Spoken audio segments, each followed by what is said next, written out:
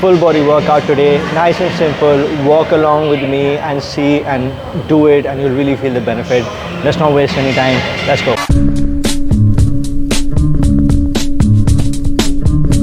Alright, so the first exercise of the full body workout is targeting the legs. So we're going to go with a rear foot elevated split squat.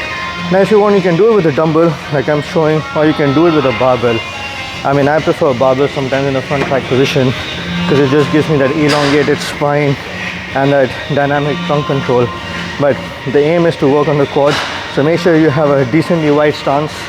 You put the leg back, you go lower, and I want you to get a deep stretch in the back leg.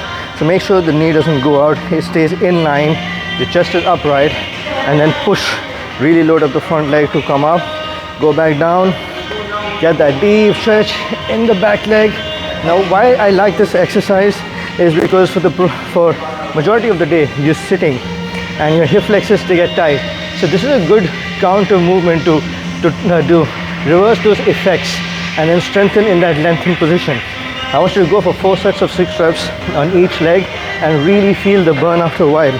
Look, you're going to feel your glutes slightly anyway, but today you're just going to focus on the quads.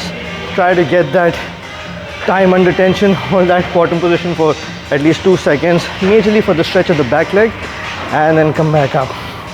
Now you can progress with higher weight. If you want, you can put this dumbbell here in this position. You can put it here. Over here you probably might fatigue your shoulders and your biceps a little bit more, but yeah, 4 sets of 6 reps. Don't be a dummy, do it properly, do it controlled. Now let's move on to the posterior chain. Last two, try to work on those hamstrings and see what the next exercise is. Now the Romanian deadlift, or an RDL that everyone likes to call, is a great exercise for hamstrings. Now there are 2 ways to train the hamstring. One in an eccentric position like an RDL where you're hinging and then you're going down, and the other one is keeping your upper body fixed and moving with the knee flexion aspect of it, so a lot more concentric. But you can train eccentrically over there also. So let's say if you're doing some hamstring curls, that's the example. Now this is a lot more aesthetic, a lot more dynamic, not that the other one's not. It just trains a few things differently. So let's say for this upper body, so this full body move workout, taking RDL because it just targets the posterior chain a lot more holistically. So it works on your glutes, it works on your hamstrings. So I want you to first, the reason I'm going light right now so I can talk while I demonstrate this. So I want you to get that hinge back, all the way back, feel that deep stretch in your hamstring, and then come back up. Remember to warm up. You can always start with an empty bar initially. If you don't have access to a barbell, you can always do with dumbbells, and it can have the same effect. The only thing with dumbbells is just make sure that you're holding on to the dumbbells properly. You can do kettlebells, but kettlebells you'll probably touch the ground first if you go heavier. So I want you to just focus on this. 4 sets of 10. So keep it slightly lightweight because we're going for a lot more repetitions, a lot more volume. Make sure you just push that hip back. Now the moment if you feel your lower back fatigue can set in, obviously you can always just shut off the weight and just do it to the best of your ability. But try to get those 10 repetitions, 10 to 12 repetitions, slow eccentric, probably 3 seconds, 1 second bottom hold, and then come back up and then squeeze your glutes on top. That's your second exercise. Now we move on to the upper body. For full body, it's important to keep it more holistic, to make sure you target the major muscle groups to get the most benefit out of it. So yeah, let's look at the next upper body exercise. All right, so the next exercise is a deficit push-up. Now in a deficit push-up, the aim is for you to get into a push-up position. At the bottom, before the chest drops, I want you to hold this contracted position and lengthening that muscle in that, and then push up. Really drives that hypertrophy. And also the reason I've chosen push-up is because of its application. If you don't have access to bench press, even dumbbells, as a matter of fact, you can always put books on either side and do it.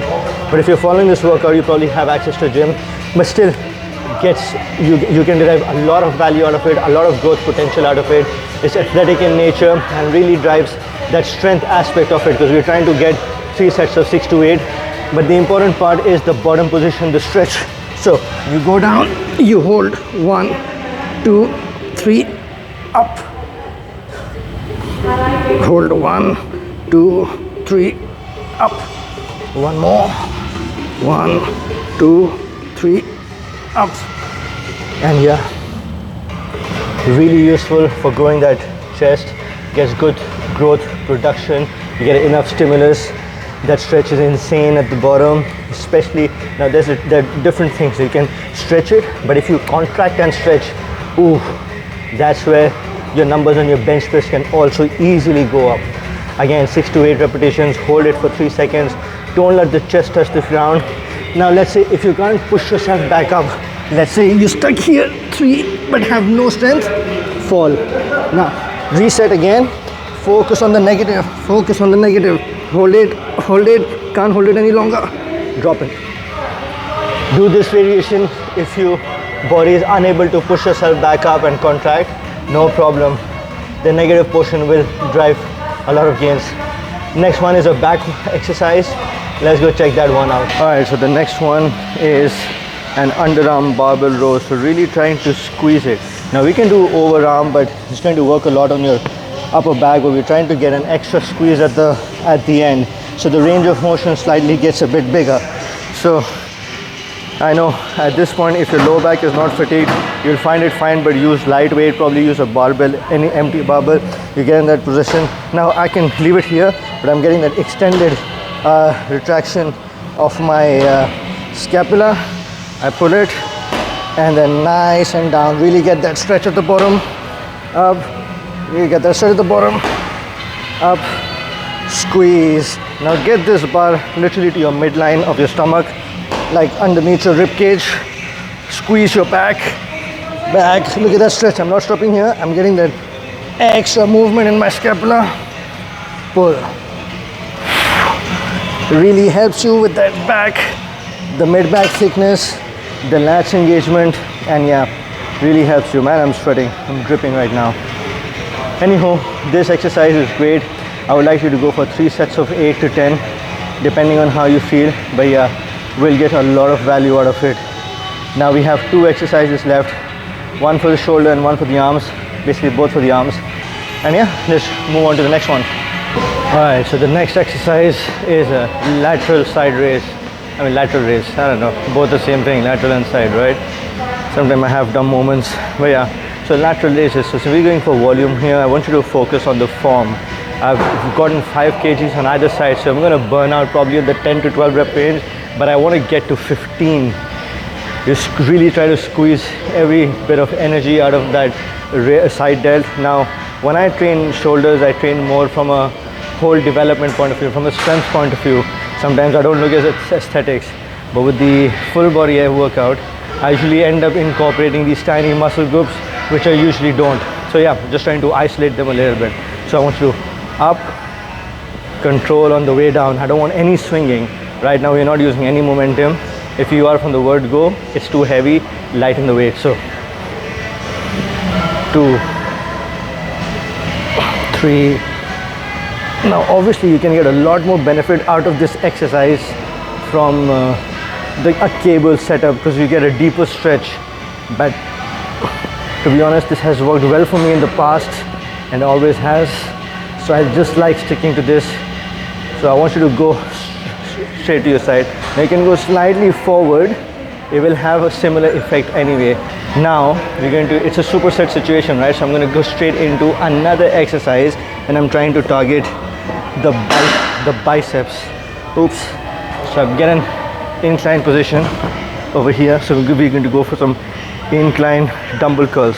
Now I'm going to go into a hammer position. So we're going to supinate and pronate as we come up. So up, all the way down, squeeze. Now I want you to flex your armpit, your tricep armpit, again, your tricep at the bottom before you pull yourself up.